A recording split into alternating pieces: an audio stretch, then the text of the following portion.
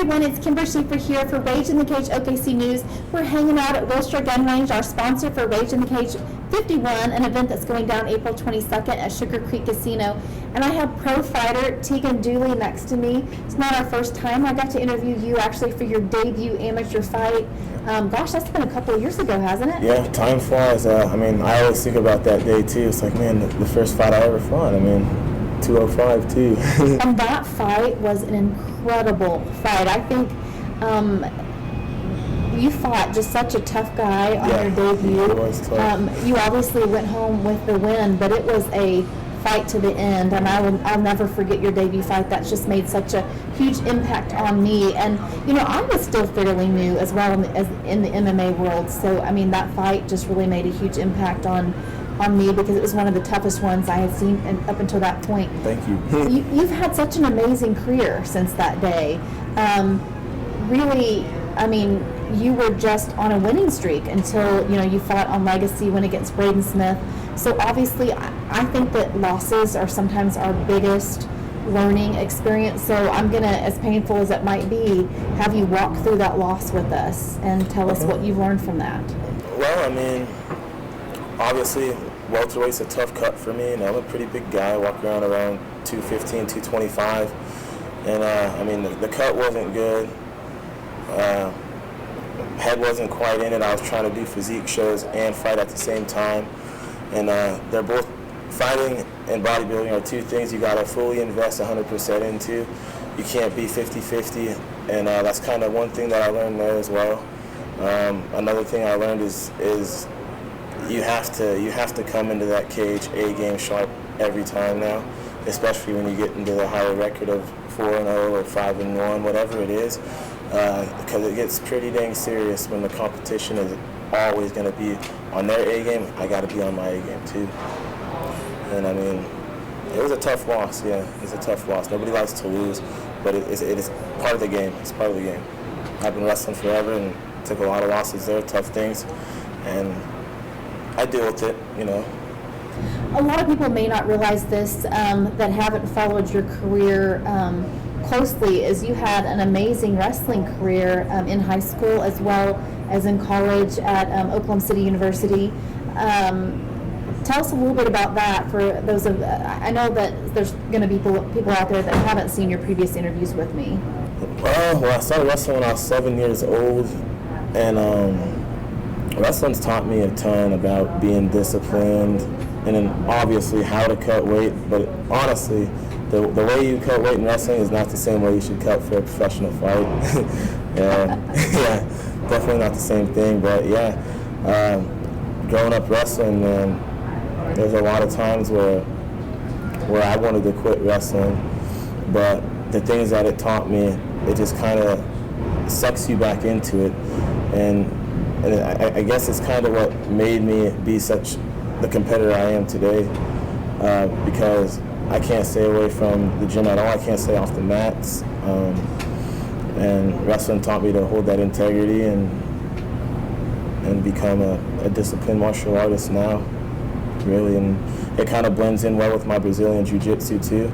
I'm trying to learn how to wrestle to my jiu-jitsu now. It's kind of hard to do, blend the styles, but I have fun with it, and that's the biggest thing to me, is that I have fun with it.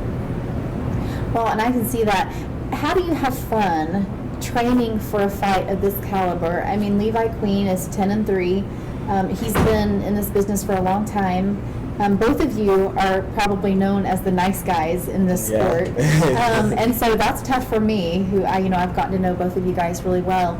But you're coming off of a loss against one of Levi's teammates, R1, Braden Smith. So, you obviously learned a lot from that loss. You've got a tough competitor in front of you. So, and this is a title fight.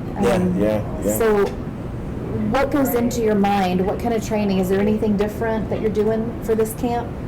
I'm trying to cross-train a lot more. I'm trying to make sure my diet is really on point this time. Like you said, these guys are all tough competitors, and that's what I'm out here to do, is try to fight the toughest guys I can find, because that's the only way you're going to keep stepping up in this business. So, that's part of the game too, you know. And yeah, I mean, I just try to train as hard as I can, and I got a great team behind me. I got heavyweights, I got little guys who move really quick. So I mean, I get a little bit of everything. I got wrestlers in the room. Yeah, I mean, I think I can prepare pretty much for a lot of guys around the local scene right now. So. Well, and I know that I actually had this conversation with Levi as well. Is both of you guys are the top of your weight class, and so anybody else in your weight class, they're going to be gunning for you too, because in order to get to the next level, they've got to get through you too. And so, and I know that at Levi's last fight that he had for us at Fire Lake, you know, it got national attention with some of the national media following that fight, and I have no doubt that this is going to be the same with the two of you in a clash. So how have you been able to handle that attention? I mean, you're obviously used to it because you've got a wrestling background. Yeah, I mean, I've competed on some of the biggest platforms as far as wrestling goes, and the big stage, and I mean, you know, there's always going to be nerves. You're going to get a little nervous no matter what. Anytime you compete, anybody who says they're not nervous is most likely lying. I mean, you're going to have some nerves, but at the end of the day, you walk out, you get in the cage, door shuts, and it's you and your opponent, the referee. You got to kind of block everybody out around the cage and pretend they're not there besides your corner, and listen to your corner the best you can, and just get in there and have fun and fight, you know.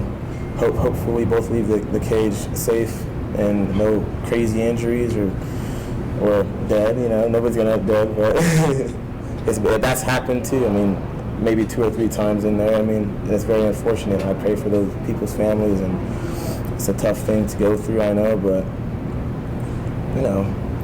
One of these days, I would love just to sit down with you and really talk about the whole MMA scene, the wrestling scene, because you've got such an amazing insight because you've been in so many different facets of this sport. So definitely a great interview, maybe for radio or even for TV further down the line, especially as your career progresses.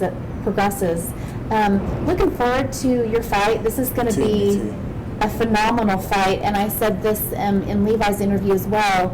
As far as pro fights go, this is the top of the line. This fight alone, I think, is going to be worth somebody's entire price to get in to see this event. Yeah. So I was looking over the card, and you know, I told Tamara, the matchmaker, that it's altogether going to be a great card. There's a lot of great fighters, a lot of up-and-coming amateurs that aren't even pros yet, and there's a lot of potential that's going to show up that night. It's going to be an amazing night of fights, guys. Hey, Teagan's got tickets. You can get one from him. Obviously, you can get a ticket from any other fighter on the card, stubwire.com, and we hope to see you there to support Rage in the Cage and these local MMA fighters April 22nd at Sugar Creek Casino.